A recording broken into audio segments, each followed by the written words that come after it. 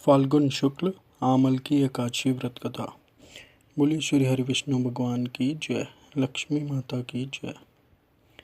मानधाता बोले कि हे वशिष्ठ जी, यदि आपकी मुझ पर कृपा है तो किसी ऐसे व्रत की कथा कहिए जिससे मेरा कल्याण हो। महर्षि वशिष्ठ बोले, हे राजन, सब व्रतों से उत्तम और अंत में मोक्ष देने वाले आमल की एकादशी के व्रत का मैं वर्णन करता हूँ।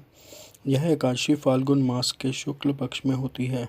इस व्रत के करने से समस्त पाप नष्ट हो जाते हैं। इस व्रत का फल 1000 गौदान के फल के बराबर होता है। अब मैं आपसे एक पौराणिक कथा कहता हूँ, ध्यानपूर्वक सुनिए। एक वैदेश नाम का नगर था जिसमें ब्राह्मण, क्षत्रिय, वैश्य और शूद्र चारों वर्ण आनंद सहित रहते थे। इस नगर में सदैव वेद ध्वनि गूंजा करती थी तथा पापी, दुराचारी तथा नास्तिक उस नगर में कोई नहीं था। उस नगर में चैत्ररथ नाम का चंद्रवंशी राजा राज्य करता था। वह अत्यंत विद्वान तथा धर्मी था। उस नगर में कोई भी व्यक्ति दरिद्र व कंजूस नहीं था। सभी नगरवासी विष्णु भक्त थे और एकादशी का व्रत किया करते थे। एक समय फाल्गुन मास के शुक्ल पक्ष की आमल की एकादशी आई। उस दिन राजा, प्रजा तथा बाल वृद्ध सबने हर्षपूर्वक व्रत किया।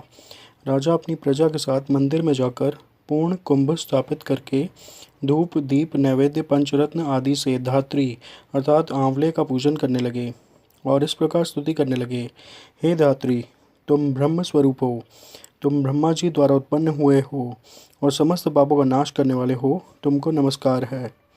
अब तुम मेरा अर्घ्य स्वीकार करो। तुम श्री रामचंद्र जी द्वारा सम्मानित हो। मैं आपकी प्रार्थना करता हूँ, अतः आप मेरे समस्त पापों को नष्ट करें। उस मंदिर में सबने रात्रि को जागरण किया। रात के समय वहाँ एक बहेलिया आया जो अत्यंत पापी और दुराचारी था। वह अपने कुटुंब का पालन जीव हिंसा करके किया करता था। भूख तथा प्यास से अत्यंत व्याकुल वह बहेलिया इस जागरण को देखने के लिए मंदिर के एक कोने में बैठ गया और विष्णु भगवान तथा एकादशी महात्म की कथा सुनने लगा।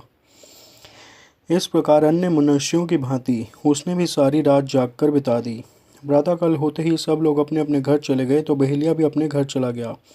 घर जाकर उसने भोजन किया। कुछ समय बाद उस बहेलिया की मृत्यु हो गई, मगर उस आमल की एकादशी के व्रत तथा जागरण से उसने राजा विदुरथ के घर जन्म लिया और उसका नाम वसुरथ रखा गया। युवा होने पर वह चतुरंगिणी सेना के साथ तथा धन धान्य से युक्त होकर 10,000 ग्रामों का पालन करने लगा। वह तेज में सूर्य के समान, कांति में चंद्रमा के समान, वीरता में भगवान विष्णु के समान और क्षमा में पृथ्वी के समान था। वह अत्यंत धार्मिक, सत्यवादी, कर्मवीर एवं विष्णु भक्त था। वह प्रजा का समान भाव से पालन करता था। दान देना उसका नित्य का कर्तव्य था। एक दिन राजा शिकार खेलने के लिए गया। दैव योग से वह मार्ग भूल गया और दिशा का ज्ञान न हो रहने के कारण उसी वन में एक वृक्ष के नीचे सो रहा। थोड़ी देर बाद पहाड़ी मल्लेच्छ वहां पर आ गए और राजा को अकेला देख मारो मारो शब्द कहते हुए राजा की ओर दौड़े।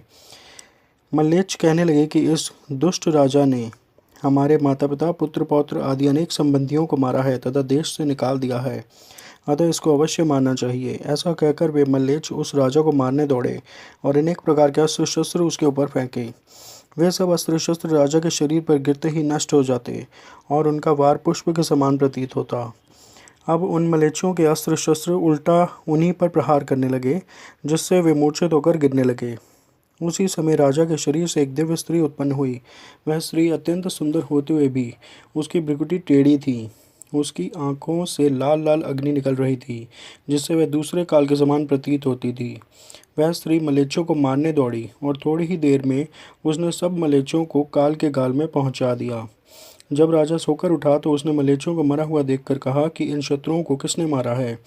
इस वन में मेरा कौन हितैषी रहता है? ऐसा विचार कर ही रहा था कि आकाशवाणी हुई, हे राजा, इस संसार में विष्णु भगवान के अतिरिक्त कौन तेरी सहायता कर सकता है? इस आकाशवाणी को सुनकर राजा अपने राज्य में आ गया और सुखपूर्वक राज्य करने लगा।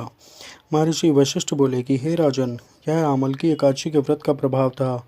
जो मनुष्य इस आमल की एकादशी का व्रत करते हैं वे प्रत्येक कार्य में सफल होते हैं और अंत में विष्णु लोक को जाते हैं। बोलिए श्री हरि विष्णु भगवान की जय, लक्ष्मी माता की जय।